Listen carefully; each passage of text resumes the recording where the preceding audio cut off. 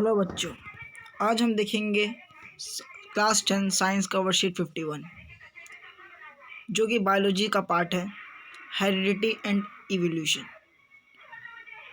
आपने previous worksheets में देख लिया होगा हेरिडिटी एंड एवोल्यूशन क्या होता है। आज हम पढ़ेंगे Mendel experiment, law of dominance and law of segregation. चलिए स्टार्ट करते हैं। Mendel used plant that were pure breeding for a trait and considered contrasting character.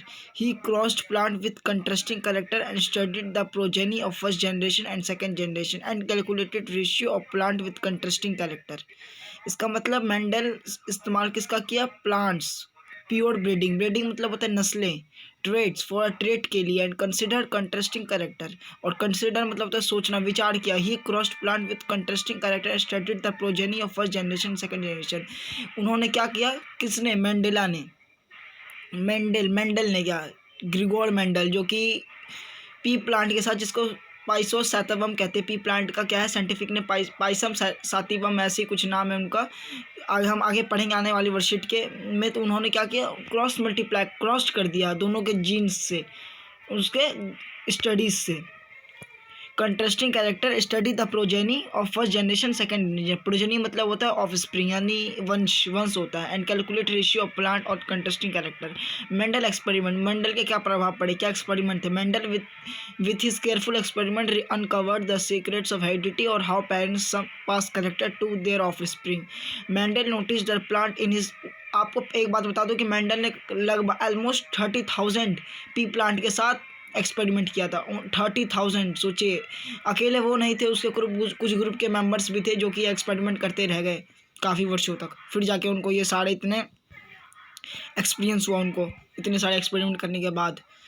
Mendel ने नोटिस्ड किया that the plant in garden were not the blend of his parents. For example, a tall plant and a short plant and had offspring that either tall or short but not medium in height. अगर tall plant और short plant का यदि हम progeny देखेंगे तो क्या होगा? Toll होगा या तो शॉर्ट होगा, नॉट मीडियम इन हाइट। वही बता रहे। सच ऑब्जर्वेशन लेड ये लीड मतलब होता है नेत्रिव, लीड का सेकंड फॉर्म है led. Mendel to research further, आगे की, decide to experiment with pea plants to find out the how character were inherited. Mendel experiment with almost 30,000 pea plant. कहा ना आप, 30,000 pea plant over next several years. अगले कुछ सालों तक इन्होंने 30,000 पी प्लांट्स के साथ एक्सपेरिमेंट करते रहा। पी प्लांट को क्या कहते हैं? पाइसम सातिवम, इसका साइंटिफिक नेम है। Based on his experiment he formulated some laws which are very important in studying about heredity and inheritance. If we take example of plant that were cross pollinated with true breeding for violet flowers with plant true breeding for white flowers, the resulting hybrid in the F1 generation called the violet flowers. यदि हम मान लेते example लेते, यदि हम यहाँ देख सकते हैं आप, violet flowers and white flowers P generation, जब हम इनको क्रॉस ब्रीडिंग करेंगे, जब क्रॉस करेंगे तो किसका जनरेशन? वॉयलेट का। क्यों? क्योंकि वॉयलेट एक डोमिनेंट ट्रेट है। हम आगे डोमिनेंट्स और बाकी ट्रेट्स के बारे में पढ़ेंगे। डोमिनेंट ट्रेट जिसे कहते हैं जिसका प्रभाव ज़्यादा पड़े। जैसे मान लीजिए किसी, फॉर एग्जांपल कह रहे आपके माता है और आपके पिता हैं, तो आपका स्क्रीन का ज़्यादा चांसेस रहेगा पिता पे जाने के लिए। क्यों ज़्यादा जानने का चांस? जैसे मान लीजिए ब्लैक और वाइट में ज़्यादा कवर अप कलर कौन सा? ब्लैक है, तो ब्लैक का ज़्यादा चांसेस रहेगा देन वाइट से। वहीं यहीं पे वॉयलेट और वाइट में ज़्यादा कौन है कवर अप कलर? कौन है? वॉयलेट है, तो वॉयलेट का ज़्यादा कवर अप आएगा फर्स्ट जनरेशन में। सेकंड जनरेशन में अगर हम दोबारा फिर हम वाइट को करेंगे तो वाइट का प्रोजेनी रहेगा, ऑफ स्प्रिंग रहेगा, और दोबारा अगेन वाइट वॉयलेट फिर वाइट का अगेन वही बन जाएगा जो कि हमने फर्स्ट जनरेशन में देखा था। बस सेकंड जनरेशन में चेंज होगा। हम वाइट को करेंगे तो ये किस में हो जाएगा? वाइट फ्लावर में ही रहेगा। और अगेन यदि हम करेंगे तो F3 में, तो F3 का भी फर्स्ट जनरेशन से पूरा मेकअप रहेगा।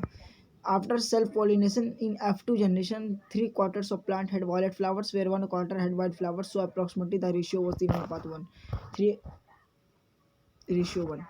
इतना तो समझ गए होंगे आप, सॉरी। अब आगे देखते हैं। लॉ ऑफ डोमिनेंस, देखिए अब क्या कानून क्या डोमिनेंस का। Mendel law of dominance state that in heterozygote when the two chromosomes in the homologous pair are different, one is dominant other is recessive. Dominant क्या होता है? जिसका प्रभाव ज़्यादा पड़े, कोई भी इफेक्ट ज़्यादा पड़े किस पर? जिसका हम एक्सपेरिमेंट करें, जिसका हम अनुभव करें। और रिसेसिव ये होता है जिसका प्रभाव बाद में पड़े, बहुत अनुभव पड़े। जैसे कि हम मान लीजिए एग्जांपल ले लेते हैं कि एक बेबी है, उसका ना ही कैरेक्टर माता पे जा रहा है ना ही पिता पे जा रहा है, लेकिन अब वो जो बेबी होगा उसका भी यदि बेबी होगा तो उसका बेबी उसके परदादा या मतलब वो जो पापा होगा जिसका उसके दादा पे जाए। पहले तो एक माता पिता है, उसका बेटा है, और उस बेटे का भी बेटा का कैरेक्टर यदि उसके परदादा पे जाए उसको कहते हैं रिसेसिव, जिसका प्रभाव बहुत बाद में पड़ता दिखता है। और डोमिनेंट वो होता है जिसका प्रभाव हमें डायरेक्ट रूप से दिख जाता है। जैसे हमने अभी ये एग्जांपल देखा था, वाइट फ्लावर को जब हमने क्रॉस किया तो हमने क्या प्रभाव देखा, क्या इफेक्ट देखा, हमने ये देखा कि डोमिनेंस कौन है इसमें से, वायलेट डोमिनेंस और वाइट, इसका प्रभाव बाद में पड़ा था सेकंड जनरेशन में, लेकिन फर्स्ट जनरेशन में क्या देखा, वाइट फ्लावर का डोमिनेंस है, वायलेट फ्लावर का डोमिनेंस है।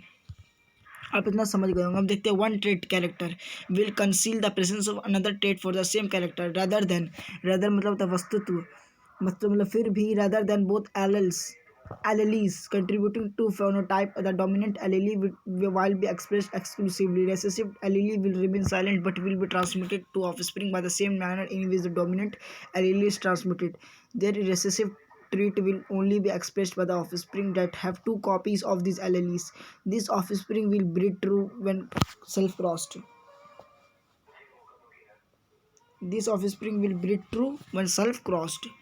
यह ऑफस्प्रिंग कब बेस्ड होता है, कब सच होगा, जब हम इसको क्रॉस करेंगे, क्रिस क्रॉस करेंगे, सेल्फ क्रॉस कर। डोमिनेंट क्या होता है, the trait which express itself during first generation. Example round seed and violet colour flower. First generation में जिसका प्रभाव दिया वो डोमिनेंट कहलाता है। Trend which marked by the presence of dominant allele, for example wrinkle seed and white colour. जिसका mask जो अभी छिपा हुआ है, मास्क है, छिपा है, उसका प्रभाव बाद में दिखा प्रेजेंस ऑफ डोमिनेंट के, जब प्रेजेंस ऑफ डोमिनेंट होगा रिसेसिव का प्रभाव नहीं दिखेगा, वो मास्क वो छिपा रहेगा। और जब इसका प्रभाव खत्म हो जाएगा, वैसे तो डोमिनेंट का प्रभाव खत्म नहीं होता है, जब हम डोमिनेंट को हटा ही देंगे उस एक्सपेरिमेंट से तब रिसेसिव का प्रभाव हमें शो करेगा।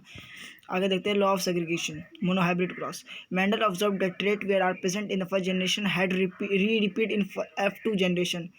हमने ये देखा कि F1 जनरेशन में और F2 जनरेशन में इसका दोबारा क्या कर रहा है, रीअपियर्ड हो रहा है, वो रीअपियर में पुनः प्रकट हो रहा है F2 generation. This law explain that pair of alleles segregate from each other during gamete formation so that one allele will be present in each gamete. Mendel proposed this law after observing that pea plant with two different traits producing offspring that all express the dominant trait, but the following generation express the dominant and the recessive trait in 3:1 genotype ratio.